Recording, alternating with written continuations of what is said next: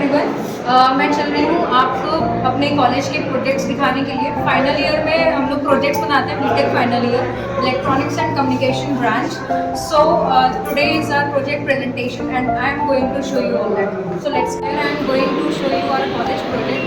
आज हमारे कॉलेज में सभी बच्चों ने फाइनल ईयर में प्रोजेक्ट बनाया है, तो हम लोग आपको वही सारे प्रेजेंटेशन दिखाते हैं। इतना क्या पूछ रहे हैं?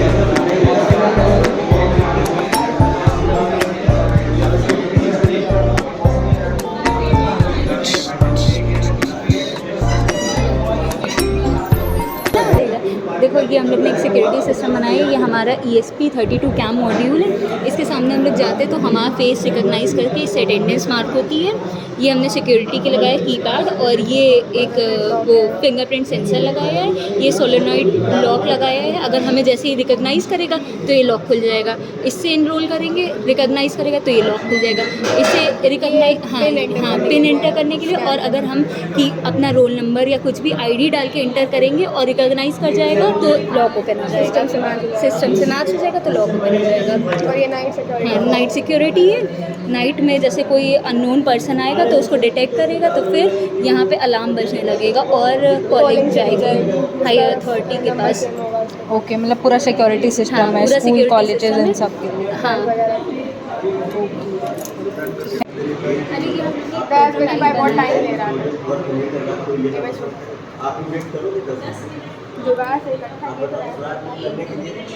कोई स्वाद बुक करना चाहे तो लेगा 10 मिनट बाद की स्वाद क्या आता है कि हम 10 मिनट बाद पता नहीं स्वाद है कि नहीं है, 10 मिनट बाद स्वाद ही चला जाएगा। कुछ हो सकता है, अगर हो सकता है तो करो, नहीं तो प्रोटोटाइप बनाओ बस।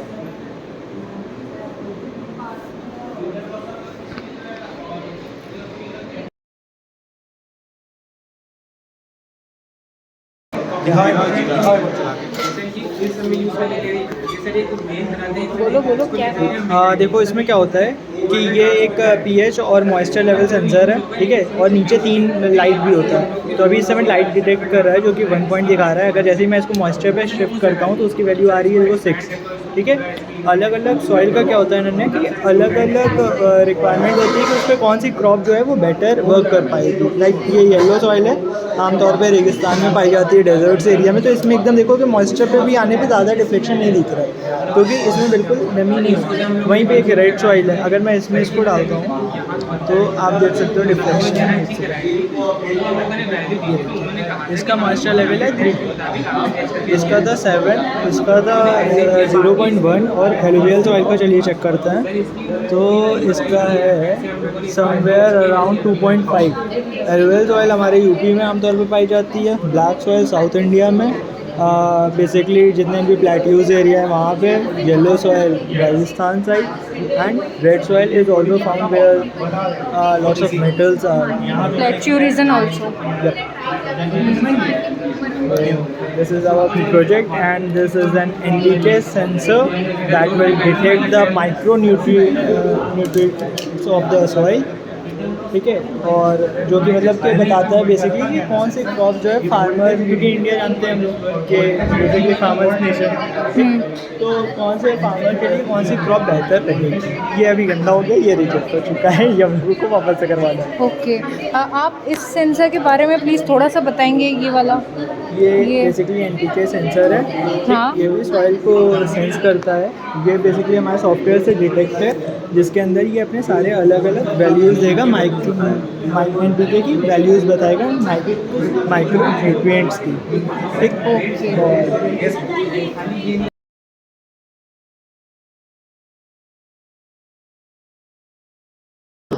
This is a solar powered brass cutter that can tell you the data over IoT.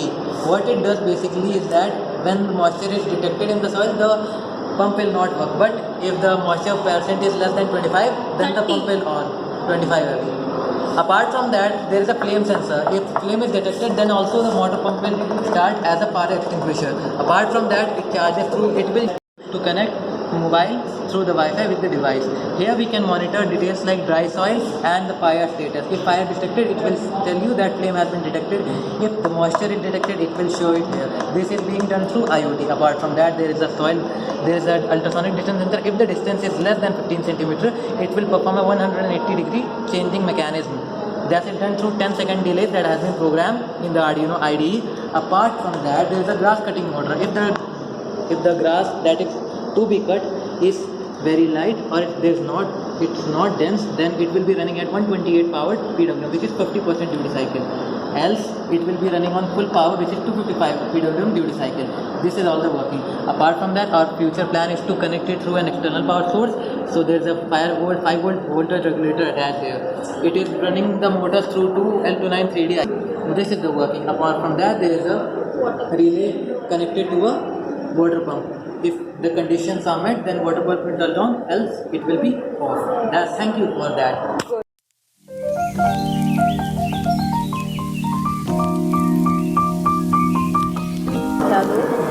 ये मेरी ट्रॉली है। जैसे हम मॉल में जाते हैं, शॉपिंग मॉल में जाते हैं, तो कोई भी जैसे हमको ट्रॉली चाहिए तो क्यूब में खड़ा होना पड़ता है और ट्रॉली को लेना पड़ता है। इसमें ये सब कुछ नहीं है। हम लोग के पास एक यूनिक आईडी रहेगी, उसके बाद हम जाएंगे, वो आईडी दिखाएं, वो आईडी देंगे, वहाँ से हमें एक ट्रॉली मिल जाएगी। इस ट्रॉली में ये है कि हम लोग अपना जो है आइटम जो है एक ऐप है, उस ऐप में डालेंगे, उसकी ये जो है यूनिक आईडी मिलेगी मुझे, मैं दे दूँगा। देने के बाद मैं उसको ले लूँगा, उसके बाद एक हमें ट्रॉली मिल जाएगी। उस ट्रॉली में एक ऐप के द्वारा हम लोग अपना आइटम उसमें सेलेक्ट करेंगे, जैसे कि एक्सेट्रा। तो उस जब हम अपने आइटम उसमें डालेंगे ऐप में, तो वो ट्रॉली अपने आप मूव करके उस रैक के पास जाएगी और वहाँ से डिटॉल ले लेगी। और इसको वॉइस कमांड से भी हम लोग रन करवा सकते हैं, जैसे टाइपिंग और वॉइस कमांड दोनों से ये काम कर सकता है। आप थोड़े से कंपोनेंट्स बताएंगे इसमें जो लगे? इसमें RFID लगी हुई है, ये डिस्प्ले लगा हुआ है, और आर्डिनो लगा हुआ है, बैटरी लगी हुई है, और मोटर ड्राइवर लगे हुए हैं, स्विच लगी हुई हैं। और ये सब जो है वर्क हम लोग ने कोडिंग किया हुआ है, कोडिंग करके इसमें किया हुआ है। आर्डिनो लगा हुआ है और different types of components are other different types of components. और कोडिंग कौन से सॉफ्टवेयर पे की है? देखो ये तो हमारा RC255 है और RC 255 पे 522 ओके। और कोडिंग की है नोड MCU और आर्डिनो पे। नोड MCU पे और आर्डिनो पे। Okay, thank you. वेलकम।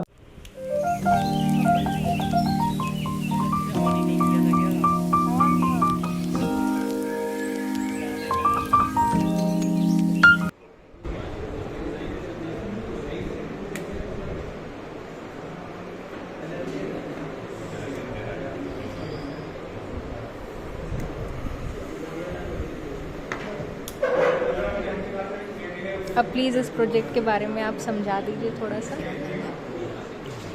ये हमारी इलेक्ट्रिक व्हीकल्स है, ये डायनेमिक जो कि डायनेमिक चार्ज होती है। इसमें नीचे भी कॉइल है, ये रिसीवर कॉइल है, ये ट्रांसमीटर कॉइल है, और ये हमारा सोलर पैनल है जो इसमें सनलाइट पड़ती है तो रोटेट कर जैसे मतलब जिस रेस पड़ेगी उधर रोटेट करेगा। ये हमारा बैटरी मैनेजमेंट सिस्टम है, और ये IR सेंसर लगे हुए हैं, और ये LDR सेंसर है, मतलब जो रोटेशन पे काम आता है। ठीक है। और मतलब ये क्या लगाया हुआ है आपने? ये रोड है हमारी, और जिस पे हम कॉइल लगाएंगे जिससे व्हीकल जो में चार्ज होती रहेगी। इसके लिए मतलब कार को स्टॉप नहीं होना पड़ेगा, हमेशा हमारी व्हीकल्स चार्ज होती रहेगी। मतलब कार चलती रहेगी। हाँ। तो एक तरीके से हमें अलग से इलेक्ट्रिक स्टेशंस, चार्जिंग स्टेशंस की ज़रूरत नहीं है। क्रिएट नहीं करना पड़ेगा। ओके। और मतलब इसमें हमें पूरी नई सड़क बिछानी पड़ेगी, या जो हमारे यहाँ सड़क है उस पर करना पड़ेगा एक नया कंस्ट्रक्शन? तो थोड़ा सा कॉस्ट उसमें इंक्रीज़ हो जाएगा, बाद में लेकिन but at the same time आप सोलर लगा के एनर्जी भी बचा रहे हैं। हाँ, तो पूरा इको फ्रेंडली प्रोजेक्ट है। ओके।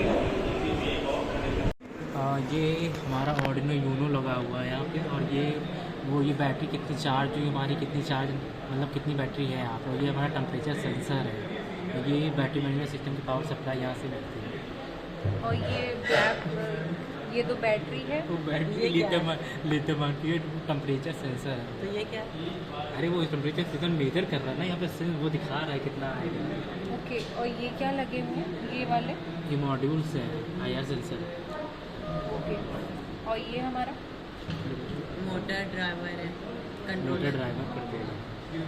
और ये आपने स्विच लगाया, मतलब हर कॉइल को ऑन करने के लिए एक ये स्विच डायरेक्ट लगा हुआ है। सप्लाई भी हो सकती है, हम लोग ने बैटरी से कनेक्शन किया है। फ्यूचर में यहाँ पर स्विच की जगह आप IR सेंसर लगा सकते हैं कि कार को डिटेक्ट करे कि कार आ गई है पोजीशन पर, और वो अपने आप ही पावर सप्लाई करने लगेगी। ओके, अच्छा इसमें कुछ लिमिटेशंस हो जैसे? कार को चार्ज करने में टाइम लग सकता है क्योंकि अभी ये इनिशिएटिव है, नया प्रोजेक्ट है।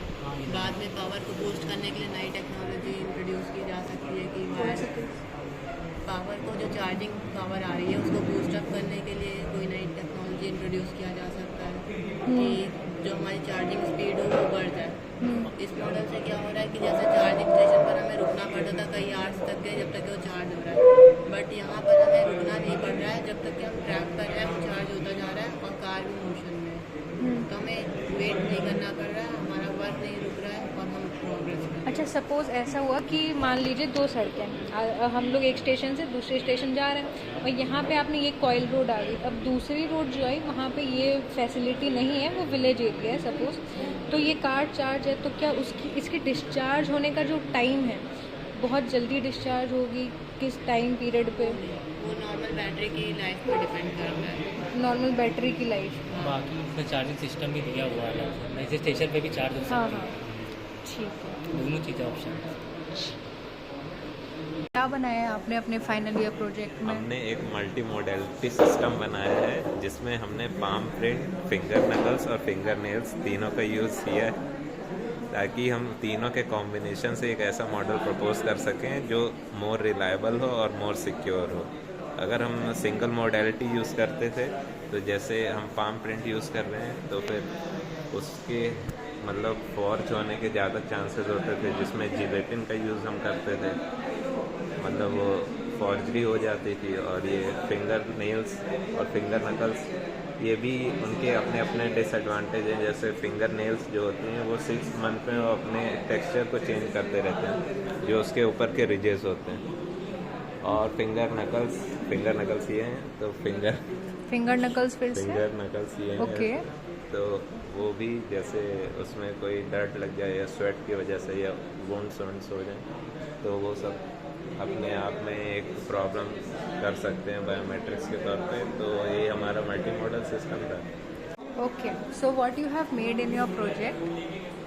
सो हम लोग बेसिक में एग्रीकल्चर ड्रोन बना रहे हैं जो कि GPS बेस्ड है ना। ये टोटली ऑटोनॉमस फार्मर्स जो हैं उनको कोई भी एक्स्ट्रा कोई ऑपरेटर नहीं चाहिए होगा इसको ऑपरेट करने के लिए। इसमें जियो फेंसिंग रहेगी, तो जियो फेंसिंग के थ्रू जो मॉडल है वो एक पर्टिकुलर एरिया में ही मैनूवर करेगा, अपना टास्क कंप्लीट करेगा, वापस आ जाएगा। इन केस बैटरी लो होती है या फिर कोई भी मैल फंक्शनिंग तो वो अपने स्टार्टिंग पॉइंट पे वापस आएगा, वहाँ पे जो भी एरर है वो करेक्ट होंगे, वापस से वो अपना फिर जिस पॉइंट पे था वहाँ से जाकर अपना टास्क फिर से इनिशिएट करेगा। बाकी ये उसका हार्डवेयर और सॉफ्टवेयर एक मॉडल है, ब्लॉक डायग्राम है सॉरी। और बाकी बताओ क्या इसमें सवाल है आपके? आपने टास्क बोला तो कौन से टास्क करेगा, किस वैरायटी के? अच्छा सवाल, गुड क्वेश्चन। टास्क हमारा बेसिकली एक मेन टास्क है स्प्रिंकलिंग ऑफ फर्टिलाइजर या pesticide over a particular geofence area. Okay. वो टास्क हम अचीव ऐसे करेंगे कि फार्मर का उसमें इन्वॉल्वमेंट मिनिमम होगा ताकि फार्मर पेस्टिसाइड्स से ज़्यादा इफेक्ट ना हो पाए, उसकी हेल्थ पर ज़्यादा असर ना है। उसके लिए ड्रोन फुल्ली ऑटोनॉमस होगा और वो जियोफेंस एरिया में खुद ब खुद मतलब वो लोकेशंस उसको उसके फ्लाइट कंट्रोल में सेव्ड रहेंगी कि इन लोकेशंस इस पेरीमीटर के बाहर हमें नहीं जाना। तो जब ड्रोन एंड पॉइंट्स पे रीच कर रहा होगा तो अपने आप एक स्पेसिफिक टर्न लेके वो फील्ड के अंदर ही मैनूवर करेगा।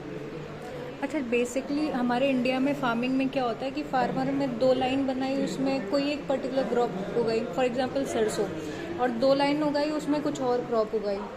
तो हर क्रॉप को पेस्टिसाइड की अलग अलग रिक्वायरमेंट होती है।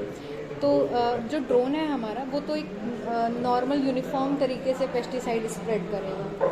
Okay, and what do you mean by Jio fence area? Jio fence basically एक वर्चुअल फेंसिंग होती है, जैसे घर के बाउंड्री होती है तो एक फेंस है जो कि फिजिकली प्रेजेंट है।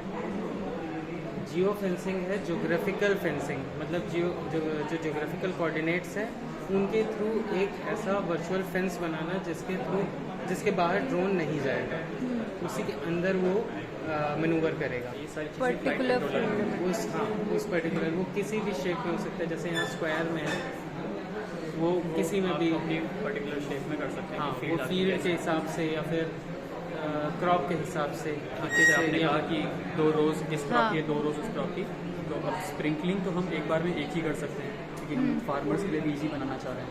हाँ। तो हम ऐसा कर सकते हैं कि हमें जितना एरिया स्प्रिंकल करना है उतना हम सेलेक्ट कर लें जो एक ही क्रॉप का है, एक ही क्रॉप टाइप है, और दूसरी क्रॉप का एरिया वो एक्सक्लूड कर देगा। ठीक। और मिनिमाइज़ करने के लिए हम लोग ने सिमुलेशन यूज़ किया है, जो भी मतलब ड्रोन बनाने में मेजरली बहुत ज़्यादा जो हार्डवेयर है उसका हार्डवेयर फेलियर बहुत ज़्यादा होते हैं, तो हमने उससे क्या कहते हैं प्रिवेंशन के लिए सिमुलेशन का हेल्प लिया। अच्छा, इसमें कुछ वेट का भी है कि हमारा ड्रोन इतना अमाउंट का वेट उठा पाएगा? हाँ, अब हमारा जो ये प्रोटोटाइप है इसमें तो 1.8 kg का पेलोड कैपेसिटी रहेगी। उसको क्रॉस नहीं करेगा, नहीं उसको क्रॉस करेगा तो फिर वो ढंग से ऑपरेट नहीं होगा। मे बी वो टेक ऑफ कर जाए, लैंड ना कर पाए, लैंड करने में उसके आर्म्स टूट जाए, कुछ भी हो सकता है। तो एक पेलोड कैपेसिटी रहती है। अब हमारा प्रोटोटाइप है, जितना बड़ा ड्रोन होगा उतना ज़्यादा उसकी पेलोड कैपेसिटी रहेगी। और लिमिटेशंस इसके क्या रहेंगे? फ्लाइट टाइम बैटरी पावर्ड होता है, तो बैटरी एक समय होगा कि वो डिस्चार्ज होगी, तो फ्लाइट टाइम लिमिटेड होता है। Payload capacity limited, payload capacity limited है। कोई भी अगर किसी इन केस बहुत ज़्यादा मौसम ख़राब है तो वो नहीं उड़ेगा।